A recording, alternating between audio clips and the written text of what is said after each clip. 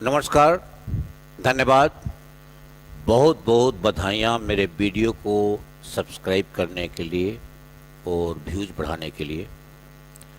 आज मैं फिर एनडीए, सीडीएस, एफकेट, रिटन और एसएसबी पर बात करूंगा। ये मुद्दा इतना बड़ा है, इतना कॉम्प्लिकेटेड है कि इस पर बोलने के लिए मैं मजबूर हो गया हूं। सब हमसे छोटे हैं इस प्रोफेशन में। मैं किसी के खिलाफ नहीं हूं, किसी की आलोचना नहीं कर रहा हूं। मैं तो केवल इतना बोल रहा हूं कि ट्रेड विथ ऑनेस्टी, जो भी प्रोफेशन आप कैरी ऑन करें उसको ईमानदारी से आप करें। मेरे जो छात्र कोचिंग स्कूल लखनऊ में चला रहे हैं वो तो काफी हद तक ईमानदारी का पालन कर रहे हैं, लेकिन बाकी जो लोग कर रहे हैं वो अच्छा नहीं हो रहा। जरा इस पर एक शेर सुन लीजिए, और डॉक्टर राहत इंदौरी का है।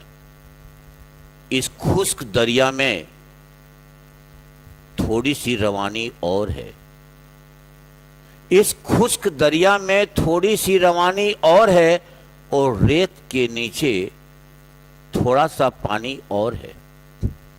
इस खुश्क दरिया में थोड़ी सी रवानी और है,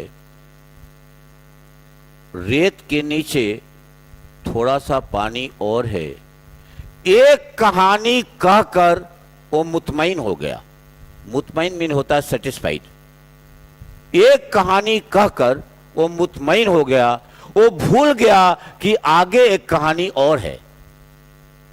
बच्चे, लला, मैं जो बात करूंगा आपसे, मैं रूबरू होके कर रहा हूं, बड़ा प्रैक्टिकल कर रहा हूं। अगर आप सर्वे करें, इंस्पेक्ट करें, फाइंड आउट करें, इवेल्युएट करें, ऑब्जर्व करें, इमेजिन करें और प्रैक्टिकली इसको व्यू करें या इसको सेंस करें, तो आपको बिल्कुल यही कंक्लूजन आप ड्रा करेंगे जो मैं बोल रहा हूं और बोलने जा रहा हूं और बोलता रहूंगा।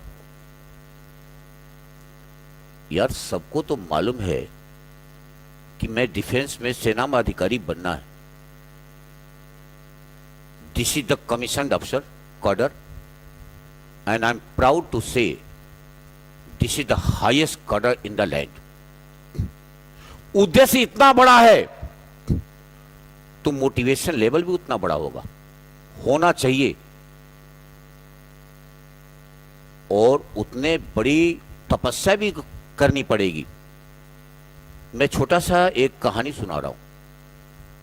वो कहानी मैं जो आगे बोलने जा रहा हूं उसकी पुष्टि करेगी। एक गांव में एक लड़का सेकेंड स्टोरी बिल्डिंग से गिर गया, दूसरे तल्ले वाले मकान से जमीन पर गिर गया। उसके पैर में चोट आ गई। अगल बगल के मोहल्ले वालों ने कहा कि पास में एक टाउन में डॉक्टर रहता है, उसको ले जाके दिखाइए, वो इसी का दवा करता है। वो लोग दौड़े दौड़े लेकर गए उस डॉक्टर के पास। डॉक्टर ने कहा, मेरे पहले प्रश्न का जवाब दीजिए, ये किस मंजिल से गिरा है? लोगों ने कहा, साहब 2 मंजिला से गिरा हुआ है। तो डॉक्टर ने कहा, मैं पहले मंजिल का एक्सपर्ट हूं, 2 मंजिले का एक्सपर्ट नहीं हूं। लला, मेरी बातों को ध्यान से सुनो, और भौतिक तुला पर और किसी तराजू पर और किसी मापदंड पर इसको तौलने का प्रयास करो और तौलो। Then you talk to me, come to my place. सेना में अफसर बनने के 2 पार्ट हैं, एक तो फिजिकल है, एक मेंटल है। सिपाही की भर्ती में एक कमीशन अफसर के कमीशन में, सिलेक्शन में, दोनों में जमीन आसमान का अंतर है। इस कमीशन अफसर के कमीशन में, सिलेक्शन में, लड़कियों के लिए हाइट 152 सेंटीमीटर है और लड़कों के लिए 158 सेंटीमीटर है। 158, 152 लड़कियों के लिए। बाकी इसमें चेस्ट वगैरह की कुछ नहीं, ये सब कोई भी इसमें क्राइटेरिया नहीं है। दौड़ और कूद फान, इसमें कोई क्राइटेरिया इस प्रकार कुछ नहीं है। अगर कोई भ्रम है तो हटा दीजिए। I am the highest authority in this field. 8 किताब लिखने के बाद मैं बोल रहा हूं आपसे, जो बोल रहा हूं बिल्कुल कैलकुलेटेड, 100% एक्यूरेट है। ये सिपाही की भर्ती नहीं है। 3 प्रकार के प्लान होते हैं, brainy plan, brawny plan, half brainy और हाफ ब्रानी। ब्रेनी प्लान जो दिमाग से होता है, हाफ ब्रेनी हाफ ब्रानी जो आधा दिमाग से होता है आधा मसल्स से होता है, जो टोटल ब्रानी होता है केवल मसल्स का होता है। हमको अफसर के लिए ब्रेनी प्लान करने वाला आदमी चाहिए। इसके दो पार्ट मैंने बोला था, एक लल्ला फिजिकल पार्ट है, मैंने ऑलरेडी बोल दिया। अब मैं आता हूं मेंटल पार्ट पर। जब मैं मेंटल पार्ट पर आता हूं तो दो प्रकार के लोग सर्विसेज सिलेक्शन बोर्ड में जाते हैं। एक चीज आप गांठ बात के रखना, अगर आपको सेना के तीनों अंगों में क्लास 1 अफसर होना है, बनना है, इसका चयन आपको चाहिए, तो बिना एसएसबी के आप क्लास 1 अफसर कमीशन अफसर नहीं बन पाएंगे। Not at all, no sir, it's a wrong notion. और जितना आप रिटन में ध्यान दे रहे हैं उसके दुगुना ध्यान आपको एसएसबी में देनी पड़ेगी। That to right from the beginning और since the beginning. Written part के साथ जो एसएसबी के साथ खिलवाड़ हो रहा है उससे मैं संतुष्ट नहीं हूं। और न कोई भी आदमी, जो भी आदमी एसएसबी का जानकार है या जो लड़का सीनियर है एसएसबी में बार बार जाके वापस हो रहा है या कमीशन पा रहा है, देखिए बड़ा एक दुविधा है। जो लड़का कमीशन पा जाता है वो ट्रेनिंग में चला जाता है, वो फिर वापस यहां नहीं रहता। और ट्रेनिंग से जब आता है तो उसको 6 दिन 10 दिन का उसको बीच में ब्रेक मिलता है, उसमें वो लोगों से कम्युनिकेट नहीं कर पाता है, फिर वो क्लास 1 हो गया। जो फेल हो जाता है वो फिर पास होने के लिए तमाम प्रयास करता है। उन लोगों उस लाट से रिटर्न की लाट की कोई मुलाकात नहीं होती। मेरे यहां दोनों लाट कहां काम पढ़ाई कर रही है, रिटर्न की लाट भी पढ़ रही है और एसएसबी की लाट भी पढ़ रही है। मेरे बातों का जवाब आप देने का प्रयास करें या मेरे बातों के जवाब के लिए आप दिमाग में अपने मनन करें। रिटन पार्ट में 2 प्रकार का लड़का आ रहा है, एक बताया था सेंट्रल बोर्ड वाला, एक स्टेट बोर्ड वाला। और इस सेंट्रल और इस स्टेट बोर्ड में भी 2 प्रकार का लड़का आ रहा है, एक नकल किया हुआ, एक पढ़ के आया हुआ। जिस लड़के के 80% आ जाएंगे उसको टेक्निकल एंट्री स्कीम की डायरेक्ट कॉल आ जाएगी। बीटेक वालों की भी डायरेक्ट कॉल आ जाती है, एफ कैट वालों को भी छोटा टेस्ट देने के बाद से एक उसकी भी डायरेक्ट कॉल आ जाती है। जितने स्पेशलाइज एंट्रीज वाले हैं वो मेन हो या वीमेन हो, उनकी भी कॉल आ जाती है। जो लड़के डायरेक्ट कॉल वाले हैं उनको एसएसपी सीधे जानी है। एसएसपी में स्क्रीनिंग के लिए मैंने बुक लिख दी है, पिछले मैंने लेक्चर मैंने बुक भी दिखाई थी आपको। बिना ओआईआर नरेशन की स्क्रीनिंग क्वालिफाई आप नहीं करेंगे। जब तक आपके थॉट प्रोसेस का लेवल नहीं होगा आप एसएसबी को क्वालिफाई नहीं करेंगे।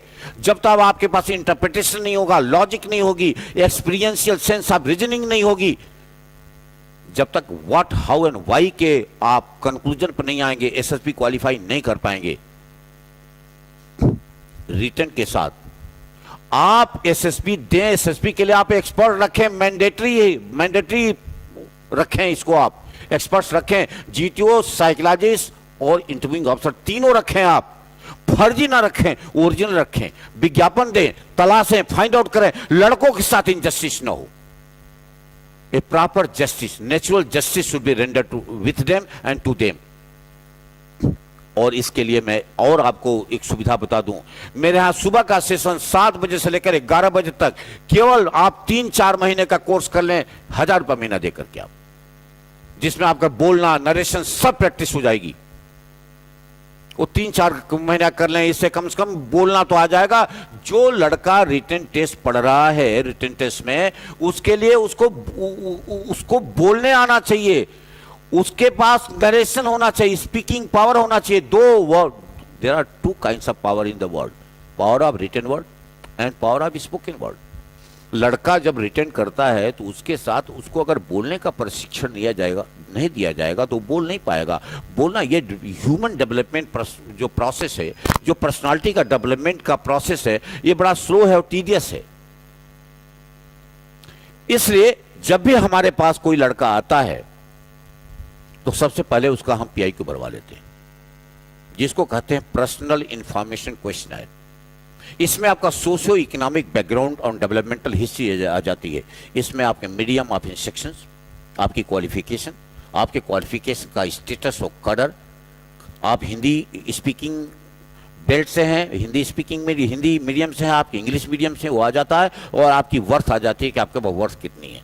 उसके बाद एक छोटा सा टेस्ट लेते हैं, साइकोलॉजिकल टेस्ट। इससे मालूम हो जाता है कि लड़के के थॉट प्रोसेस का फॉर्मेशन क्या है, उसके इमेजिनेशन का लेवल क्या है, कल्पना शक्ति का लेवल क्या है, ऑब्जर्वेशन का लेवल क्या है, परसेप्शन का लेवल क्या है। और उसके साथ साथ एक टेस्ट करते हैं OIR। ये मेरे पास 23 सीरीज है। बिना इसके if your language is good and OIR is good, the 50% battle of the selection is own.